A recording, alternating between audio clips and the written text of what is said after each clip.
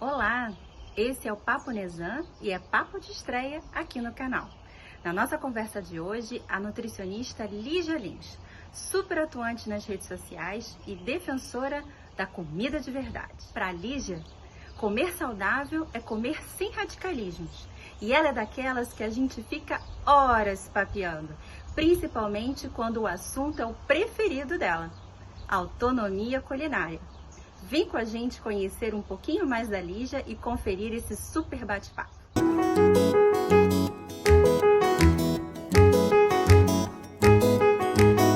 Olá, esse é o Papo Nezan e vamos começar hoje um bate-papo aqui no canal para falar de forma leve sobre a saúde, alimentação e esse universo feminino.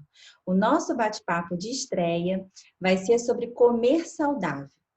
Essa pauta dá pano para manga, dá para a gente conversar muito. E para papear com a gente, a Lígia, que já está online. Oi, Lígia. Ei, galera! Nutricionista formada pela FRJ, lá no campus de Macaé. Uma fofa que topou esse desafio de estar aqui com a gente, dando a nossa cara aqui, né, na internet, para papear sobre comer saudável. Essa ideia, ela veio do editorial Boletim Nezan, que vai aparecer aqui para vocês, onde a Lígia foi nossa colunista convidada. E quando a gente pensou na pauta, comer saudável vai dar para a gente falar muita coisa por muito tempo. Mas a gente começa por onde?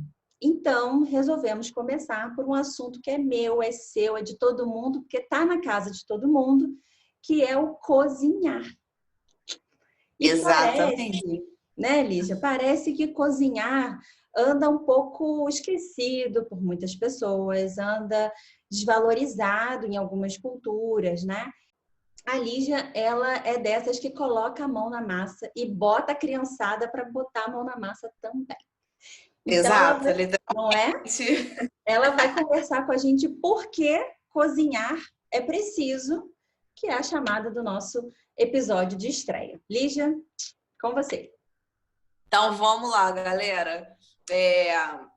Cozinhar, para quem, inclusive, leu a entrevista antes e está vendo esse vídeo aqui, pode ser que algumas falas minhas se tornem até repetidas. Mas é sempre no mesmo contexto, né? Cozinhar para mim vem já de um bom tempo, principalmente pela figura matriarcal dentro da minha própria casa. Então, a minha mãe, né, desde que eu era muito pequena, eu vejo a minha mãe cozinhando, e isso foi sempre presente na minha história. Eu estar na cozinha, né, eu tá ali presente, como a própria Fernanda falou, tá ali com a mão na massa, enfim, isso veio mais com a minha profissão. Acho que depois da graduação, né, eu entrando nesse rumo das oficinas culinárias infantis, eu comecei a gostar demais da cozinha, de estar inteirada naquele ambiente, de realmente colocar a mão na massa e fazer as crianças também colocarem essa mão na massa. E como a própria Fernanda bem disse, hoje a gente está vivendo um momento, se a gente não pensar na pandemia, né? Eu digo um mundo sem pandemia, como a gente estava vivendo anteriormente. Já era um mundo no qual as pessoas não tinham muita interação com a cozinha, né? Não tinham muita interação com os utensílios, e isso vem muito da nossa vida, das mudanças que a gente foi fazendo nos próprios hábitos alimentares, no tempo de trabalho diário, em tudo. Né? Foram mudanças que foram ocorrendo, né, na vida das pessoas, e isso acabou distanciando os nossos laços da cozinha, infelizmente. Infelizmente, por quê? Porque quando a gente cozinha, quando a gente está ali com a mão na massa, né, como foi dito aqui várias vezes, a gente tem uma certa noção do que a gente está comendo, a gente tem uma noção... A gente pode até dizer que nós começamos a ficar mais críticos em relação ao paladar? Acho que sim.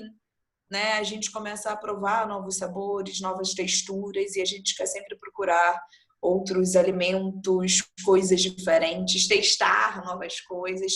E com esse passar do tempo que eu fui falando, né, com essas mudanças que foram acontecendo na nossa vida, a gente foi se distanciando da cozinha e a gente começou a comprar muitas coisas prontas, né, muitos alimentos prontos. Poxa, não tenho muito tempo. Também a questão do financeiro, não tenho muito dinheiro. E aí a gente, como foi dito no início, esse assunto dá muito pano para manga. A gente entra, por exemplo, da questão do financeiro. É, eu acabo comprando alimentos que não são muito legais, no caso de qualidade, nutricionalmente falando, né? Porque ele acaba sendo mais barato, mas aí se eu for ali no pequeno produtor, né, numa pessoa que oferta ali da primeira, como é que eu posso dizer para Lá da vocês ponta, né? trocarem? Você acha Exato, também... Porque isso. assim, parece que você tocou num ponto que para quem está ouvindo a gente e de repente não é da área, colocaram na nossa cabeça, né? Nossa cabeça é a sociedade, não estou aqui falando de gênero, mas colocaram na nossa cabeça que comer saudável é caro. Muito. E Não eu vejo é? muito isso nos atendimentos. Na verdade, eu via isso quando eu não era até profissional, quando eu era só estudante. Eu tinha também essa noção, né? A gente tem muitas coisas que foram implementadas na nossa cabeça que quando a gente vai estudando e se aprofundando, a gente vai desmistificando. E aos poucos mesmo. Que se a gente parar para pensar, poxa, foram 23 anos crescendo com essa ideia de que para ter uma alimentação saudável, eu preciso gastar rios de dinheiro, eu preciso comprar aqueles produtos caríssimos, integrais, umas frutas que a gente nem acha aqui no nosso país, né? Muitas coisas que vêm de fora. E quando a gente vai estudando, quando a gente vai lendo, a gente vê, caramba, o simples funciona, a comida da minha avó funciona, né? E é a Não precisa, melhor de todas, né? sim, não precisa esse desdobramento inteiro. Então, a gente, sim, tem vários viés que acabam influenciando a nossa alimentação. E voltando, né, na verdade, puxando esse gancho novamente do distanciamento da cozinha, é muito por essa questão do tempo, do acesso, de saber mesmo, de ter ciência de como fazer, de quais utensílios eu vou precisar, de não ter medo, né, de encarar aquela nova receita. Então, são várias coisas que acabam influenciando, infelizmente, para esse nosso distanciamento da cozinha. E por que esse resgate, né? Você ia falar alguma coisa, prof? Porque eu ia tocar num ponto da sua matéria, que você está falando assim do resgate. Você cita no início da matéria que você fez para a nossa coluna, o quanto que esse cozinhar ele está relacionado com as suas memórias. Sim. Aí você cita memórias muito particulares, né? Da sua tia, da sua Ai, família, amo. dos seus primos em volta da mesa, que você chama até de mármore. Você pode Sim. contar essa história. Gente, E aí eu você amo. associa isso, assim, cozinha para mim, ela tá vinculada às memórias que eu tenho. E aí, para quem está assistindo a gente, eu queria que você falasse um pouco disso, porque a gente precisa garantir que as nossas crianças tenham essas memórias para que elas também se sintam confortáveis dentro da cozinha. Sim. É essa, assim, a relação? Sim, inclusive esse é um dos meus slogans, se é que a gente pode dizer assim, né, das oficinas culinárias. Não é fazer só a criança cozinhar sozinha. Até porque alguns utensílios, o próprio mexer no fogão, as crianças não estão, né, adequadas a utilizar aquilo ali sozinhas. Então, chamar o pai, chamar a mãe, chamar a tia, a prima, o responsável que estiver em casa para cozinhar junto, esse vínculo é assim, não tem nada que pague esse vínculo da cozinha, né? E não é propaganda do tipo, aí só tá falando porque trabalha com isso. Não. Você pode perguntar para todas as pessoas que um dia cozinharam com alguém na infância, né? Foi legal? O que você lembra? Nossa, era muito legal esse Java inteiro. A minha avó fazia um monte de coisa. Com a minha avó eu aprendi a fazer nhoque, né? Essa tradição é muito bonita e a gente levar isso, né, até para a nossa fase adulta e posteriormente para outras gerações futuras é maravilhoso, né? E aí você citou da... Eu tenho uma memória, você está falando de memória, eu vou compartilhar uma aqui também. Fale. com a minha tia, que é minha madrinha, assim. Ela Ah, gosta muito de fazer bolo, mas hoje ela não faz mais, mas na época ela fazia muito. E eu sim. amava pegar o finalzinho daquela rapa. Quem nunca? Quem nunca? E é muito interessante que, assim, como eu tenho ótimas memórias com bolo, é uma das coisas que eu mais levo o Pedro para a cozinha. Pedro é meu filho, gente. E assim, no início, quando a gente começou a frequentar o ambiente juntos, de forma a dividir o espaço cozinhando, era Uhum. com um bolo que foi onde eu me senti mais confortável em inseri-lo. Então, hoje, conversando com você, agora você falando, me deu esse estalo. Falei assim, então, é porque talvez isso tenha refletido em minha memória que eu tinha quando eu era criança. Sim, e você, querendo ou não, acabou reproduzindo isso com seu filho, né? Porque é uma memória Uhum. gostosa, uma memória linda. Quero também que Pedrinho tenha uma memória dessa, né? E é exatamente esse ponto. E outra coisa, quanto mais a gente vai à cozinha, desde muito pequeno, a gente fomenta essa questão da autonomia culinária, né? O que é Uhum. essa autonomia culinária? Conta pra gente.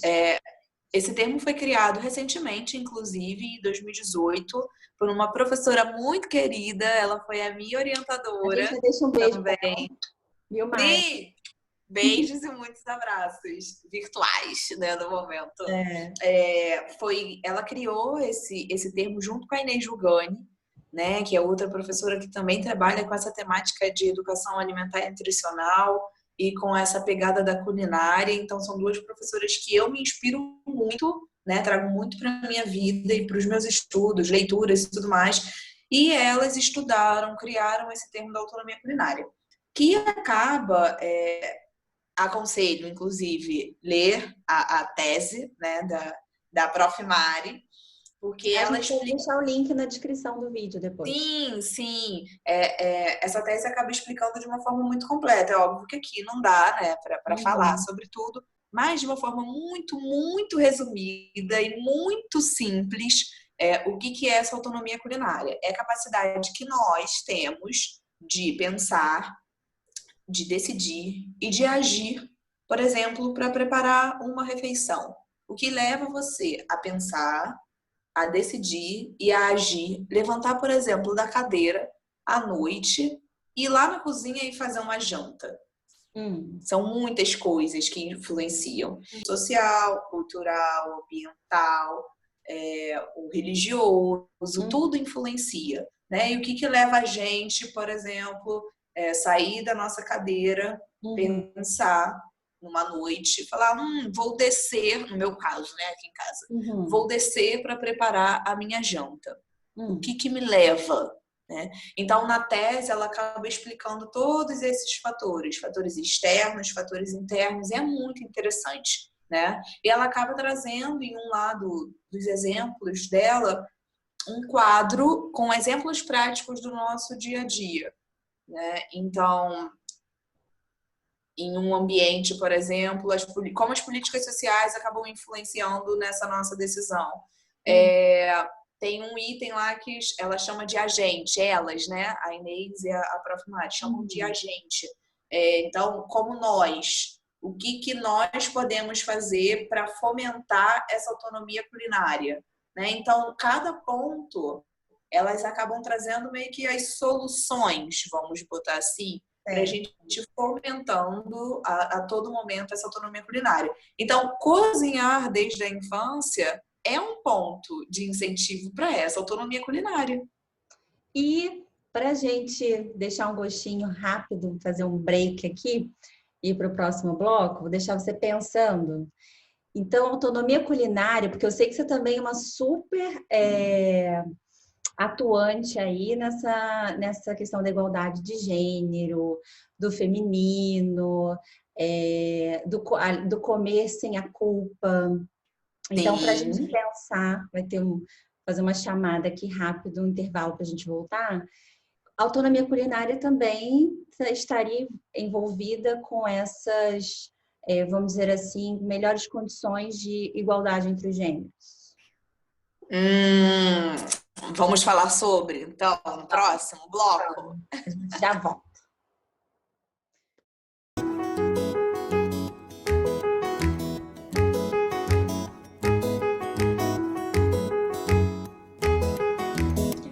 Estamos de volta, aqui tomando nosso cafezinho, chá, cada uma com a sua caneca. A gente nesse break aí já papiou um pouquinho, mas para vocês foi super rápido. E a Lígia foi com um desafio aí para filosofar com a gente agora sobre essa autonomia culinária e igualdade de gênero, como essa autonomia ela resgata essa questão do alimentar saudável. Contigo a bola, Lígia. Então, bora. A gente estava aqui, né, papeando e trazendo esses pensamentos para vocês também agora. A Fernanda tocou em um assunto muito interessante, que é esse papel da igualdade de gênero dentro da cozinha, né, do ambiente doméstico, e a autonomia culinária fazendo essa associação. E aí a gente aqui discutindo, falamos muito da questão da criança, né? Se a gente pensar, por exemplo, na criança do sexo masculino, que não está muito ali inteirado com essas questões culinárias, né? Porque se a gente pensar ali no passado, isso não era coisa de menino, né? Menino da cozinha, menino na cozinha. Não, menino é para estar fazendo outras coisas, é para brincar de mecânico, é para brincar com peças, é para criar coisas coisas. né? Cozinha não. Cozinha é um ambiente feminino, né? E a gente tem mudado, a gente tem trazido uma outra cara para esse cenário que é excelente, o que é muito bom, né? E que eu faço isso nas oficinas culinárias com as crianças. Cozinha não tem gênero, né? O que a gente fala. É necessário que todos saibam cozinhar, é necessário que todos saibam fazer um arroz, que isso não seja uma missão só da mulher. Por quê? Porque o cara que vai morar sozinho, como a gente estava falando aqui, né, no nosso intervalo, como é que ele vai produzir ali as preparações? Como é que ele vai fazer, passar um café? O cara não sabe. Esse cara, ele é embutido pelo marketing nutricional. Boa sacada! Porque ele não tem tempo. Ele não tem tempo. Ele é um cara que trabalha o dia inteiro. Ele não sabe fazer. E a mulher também, a mulher que está morando sozinha, que está ali conquistando seu espaço, ela não pode perder tempo com a cozinha. Né? Não, ela é uma mulher... Por favor, gente, entendam a nossa fala, que agora tem um contexto, né? Por favor, não recortem isso. Não recortem, né? A gente está aqui conversando sobre esse papel feminino na cozinha e como isso tem mudado de uns tempos para cá e que é muito bom, o que é muito bom. Então, hoje eu vejo já homens indo à cozinha, preparando suas refeições, tendo mais consciência da importância disso e principalmente da criação dos hábitos alimentares. Então, ter autonomia culinária e associar isso, né, com a igualdade de gênero é uma associação totalmente positiva. Maravilhoso, né? E a nossa missão, eu digo aqui que a minha bandeira aqui levantada, igual a lua aqui, fincada na lua, minha bandeira pode até ficar na minha cabeça aqui, é que todos saibam cozinhar, né? Que todos tenham esse lado crítico mesmo da cozinha. Poxa, se eu tenho ciência, se eu conheço determinados alimentos, eu vou evitar de consumir esses, porque esses realmente não são muito bons, né, nutricionalmente. Eles não têm ingredientes que eu conheça, eles já pegam aqui o lado dos ultraprocessados. Eu tenho um conhecimento disso porque eu comecei a cozinhar e comecei a ler sobre. Então, eu vou me dedicar mais a alimentos menos processados, alimentos mais naturais e, consequentemente, vou melhorar a minha saúde. Então, tá tudo ligado aqui. Vamos levantar essa bandeira. E você acha, então, que eu vi que há um tempo atrás, eu fui fuxicar a sua rede social, né? Fazer meu dever de casa. Atenta! Então, eu vi que você adepta, né? Fala sempre sobre a questão da comida de verdade e que pega esse lado do comer sem culpa, né? Porque hoje também a gente tem os dois lados, né? Do terrorismo nutricional, do comer saudável. O que é comer saudável para quem está vendo a gente aqui, né? O que é isso? Eu converso muito sobre esse assunto com as minhas amigas e eu estava até comentando com esses últimos dias, né? E a gente foi falar sobre hambúrguer. O hambúrguer. pegar um hambúrguer. Aqui eu não tô falando se é o artesanal, se é o Uhum. podrão, eu tô falando o hambúrguer, né? Podrão é aquele que, não sei se todas as pessoas conhecem, mas a gente chama de podrão aquele da esquina, do tiozinho, tio, aquele da balada, depois, 6 da manhã, que você Aham. já tá esturricado, então você vai comer um podrão. É, comer um podrão é saudável ou não é saudável? Essa foi o Eis a nosso ponto, né, questão. de discussão. E o que é saúde? Saúde é um termo tão amplo, né? Se a gente Sim. for pegar para ver lá no dicionário, na própria OMS, o que é saúde? Poxa, um bem-estar físico, social, mental, Emocional. tudo, tudo. Então, se eu não tô legal em um, aí eu já, Não tem saúde. já não tenho saúde, né? E trazendo essa questão da saúde mais pro alimento, para mim, comer um hambúrguer é saudável. Por que comer um hambúrguer não é saudável? Sabe? Eu tô feliz, quero comer, acho gostoso, não faz parte do meu dia a dia, né? Não é Uhum. todo dia que eu consumo isso. Tô muito tranquila, sei o que tem ali, sei o que não tem. Naquele momento eu tô muito convicta e quero consumir. Então, para mim, é muito saudável consumir um hambúrguer, né? E essa questão do terrorismo nutricional, eu vou até aqui puxar um ponto sobre isso. Uhum, claro. Eu vi recentemente a Camila Estima, que é uma nutricionista, né, que trabalha muito com essa questão da nutrição comportamental, que eu me amarro. Ela traz muitas reflexões, muitas indagações, na verdade, que acabam gerando muitas reflexões no Instagram dela. E Uhum. aí a última que eu vi, né, foi a seguinte: quais alimentos ou quais tabus, na verdade, quais tabus alimentares você ainda tem receio, ou ainda tem medo, ou ainda reproduz por conta de dietas que aconteceram lá atrás na sua vida. E aí Uhum. eu fui ler os comentários, que eu sou dessas, né? Eu Uhum. não vejo a postagem, quer dizer, eu Comentários vejo a são os postagem, melhores. eu vejo a postagem, eu leio a legenda e ainda vou lá ler os 700 mil comentários. E aí eu fui ler os comentários justamente para ver as discussões. E aí eu vi muitos do tipo: não misturo 2 carboidratos no mesmo prato. Não consigo, né? Por conta de coisas que já foram passadas para mim lá atrás. Eu não consigo consumir nenhum tipo de arroz, seja integral, seja branco, seja 7 grãos, seja. Não consigo consumir. Isso pessoas diferentes, tá? Esses comentários foram de pessoas diferentes. Entendo. Eu não como carboidrato depois das 6. Uhum. São Eu não mitos consumo. bem famosos, né? Que a gente vê muito no dia a dia. Sim, eu não consumo preparações com sal e Uhum. nem com açúcar. Uhum. Esse para mim, eu falei, caramba, não julgando a pessoa jamais. Infelizmente ela não teve, né? Ela foi instruída aquilo ali, então ela acabou acatando aquela instrução porque para ela naquele momento valia a pena de alguma forma, a outra pessoa, né, induziu daquela forma e ela acabou caindo. Então aqui a gente, né, não Ou julga às quem não vezes come. nem teve o apoio de um profissional, né? Às vezes são os Sim, achismos mil populares que dicas. você anda ouvindo, né? Não pode Exato. carboidrato, não pode misturar. E a gente vai absorvendo isso, vai fazendo parte, sem. É aquela famosa assim, ouvir, não sei a fonte, mas aquilo vai se tornando verdade, né? Exato. Às vezes não, realmente não procurou uma opinião mais técnica, né? Vamos dizer assim. Mas eu concordo com você. Eu sei, mas bom que você falou também, aqui não é julgamento, a gente está só fazendo apontamentos, né?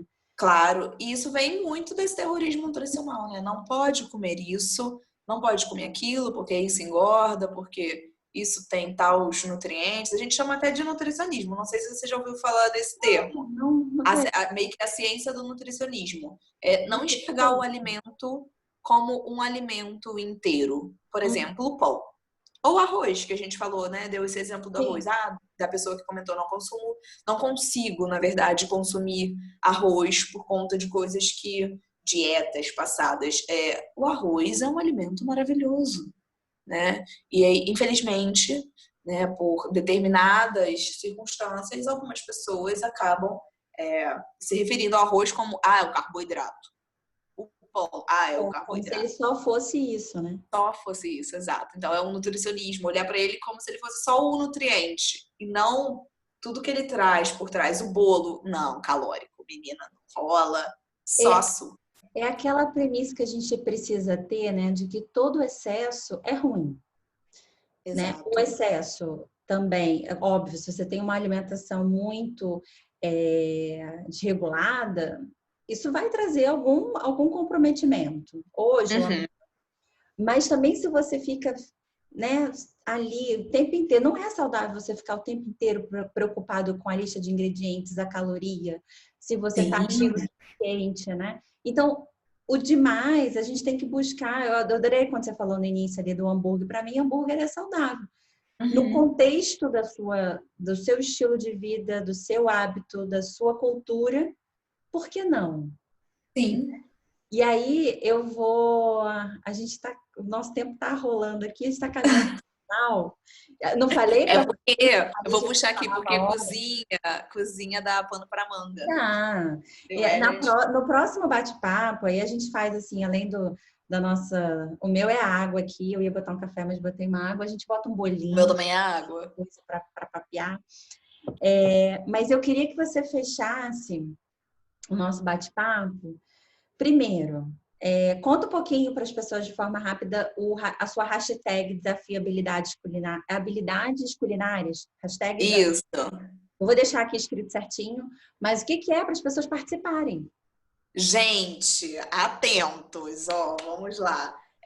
Essa ideia começou porque a gente está agora em casa e aí eu vi muitas pessoas se voltando, na verdade, para a cozinha, né?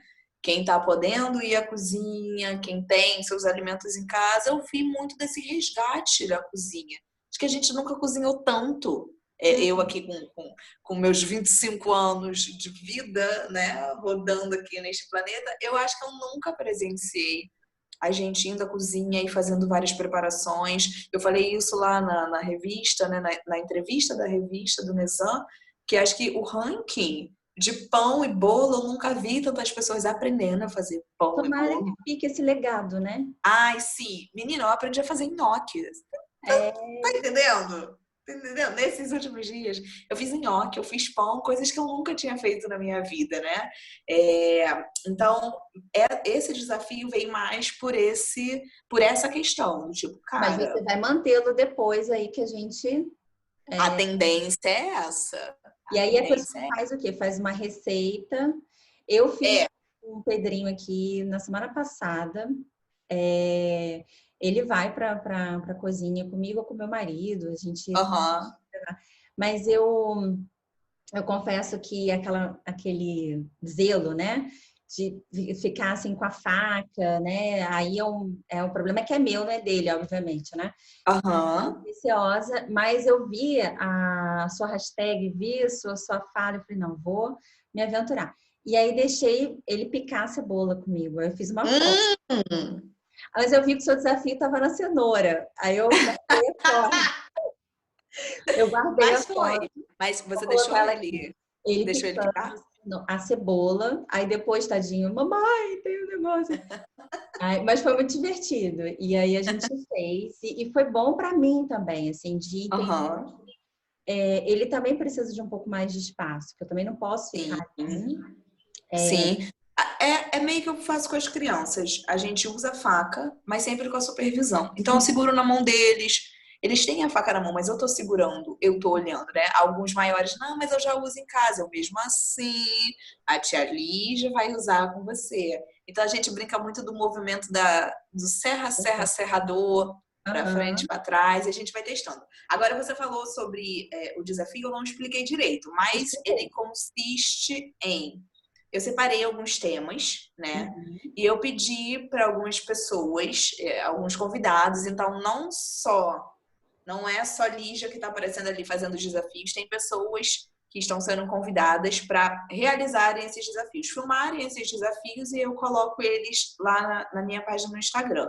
Então tem estudante de nutrição, tem ex-professora prof que virou amiga, tem familiares, né? E aí consiste em técnicas e habilidades culinárias, que isso acaba fomentando, como eu disse, a nossa autonomia culinária. Então, por exemplo, quebrar o ovo com uma mão, que foi o primeiro, né? Eu vi, né? Eu falei, quebrar o ovo com mamão é uma habilidade culinária, né? Então vamos testar aqui. Então lancei esse do quebrar o ovo com mamão. E aí o segundo eu não lembro qual foi. Teve o quebrar o ovo com mamão, teve o outro que o Natan, né, que é um estudante de nutrição que participou, ele acabou dando uma aula muito rápida, inclusive, de como a gente segura a tábua, né, como a gente, na verdade, apoia a tábua para ela não escorregar na hora do corte, como a gente segura o alimento para não cortar aqui a cabeça do dedo com a faca. Então ele deu algumas dicas interessantes e no final ele fez 3 cortes diferentes com a cenoura, né? Pra gente sair ali um pouco da mesmice de determinado vegetal, de determinado legume. Então os desafios, eles na verdade consistem nisso, né? Em técnicas e habilidades culinárias pra gente colocar, né? Nesse dia a dia aí que a gente está na cozinha, nesse período agora que a gente está em casa. Ah, que ótimo. Eu vou deixar marcado aqui o seu Instagram e quem está assistindo a gente, corre lá no Instagram da Lígia para dar uma olhada. E quando ela lançar o próximo desafio, participa também.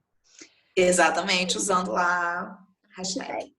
Chegando ao fim. Não! Mas para fechar, não vou deixar você sem uma perguntinha aqui para você falar para a gente o que te inspira. O que me inspira? Na cozinha? Sim. O que me inspira na cozinha? Que ou quem? Sim. Tem muitas coisas, né? Esse negócio do simplista, né? Do tipo, resume em uma palavra. Eu não consigo. Sou péssima. Tem problema. Não consigo porque tem várias inspirações, né? Então, acho que eu iniciaria mesmo com a minha mãe. A minha mãe é uma inspiração, né? Por eu ver isso desde muito pequena, eu vejo o cozinhar como um ato de muito afeto, de muito amor e de muito carinho. A pessoa tá ali o dia inteiro cozinhando para você e você bota na boca e come e fala: caraca, que coisa deliciosa. Sim, sim. E eu consigo ver isso, sabe? Essa transmissão do amor na forma da comida, na forma de preparação. É um mimo, é de um zelo incrível, assim. Então, acho que inicialmente, a minha mãe, ela é uma inspiração maior. Mas eu tenho outras, por exemplo, a Prof. Mari é uma inspiração incrível. A Inês Jugani com seus trabalhos, né? Se a gente for pegar pessoas que têm, eu diria, famosas, vamos botar, que tem um público maior, no caso, que chega na casa das pessoas, eu falaria Gabriela Capim. Porque ela acaba também trabalhando com as crianças. Ela trabalha com oficinas culinárias. Eu me amarro no trabalho da Gabriela Capim. Ela é, assim, inspiração da tia Lígia, completamente. Ai, que máximo, gente. Olha que bate-papo gostoso, viu? Muito bom. Eu também amei, prof. Eu me senti aqui, ó, você do outro lado, eu aqui, ó, juntinhas. Que delícia, que bom. Muito obrigada. Eu que te agradeço. A tarde toda conversando. Sim, mas porque aí a gente cozinha... pensa num bate-papo parte 2 depois. Vamos. A gente pode até pedir sugestão. Isso. Quem assistir, primeiro, né, falar primeira vez que eu vou falar essa frase na vida. Se você gostou do nosso bate-papo, do nosso conteúdo, não se esqueça de se inscrever no canal para ficar atento às atualizações. E esperando o próximo Papo Nezan. Isso, não se esqueça, tá? E deixe os comentários pra gente lá, que aí depois eu passo pra Lígia, a gente vai papeando e quem sabe as sugestões de vocês se transformam num próximo Papo Nezan com a Lígia. Sim, estamos aguardando os comentários. E eu também queria muito agradecer por esse convite. Estou muito feliz, muito feliz. Foi lindo, foi lindo. Eu espero que vocês que estejam aí. Nervosa. Mas passou, porque fluiu. Eu espero que vocês que estejam aí, né, do outro lado, tenham se sentido representados nessas falas da cozinha, né, e tenham se sentido acolhidos nesse bate-papo gostoso, envolvente que foi esse nosso. Obrigada, gente. Um beijo. Beijo!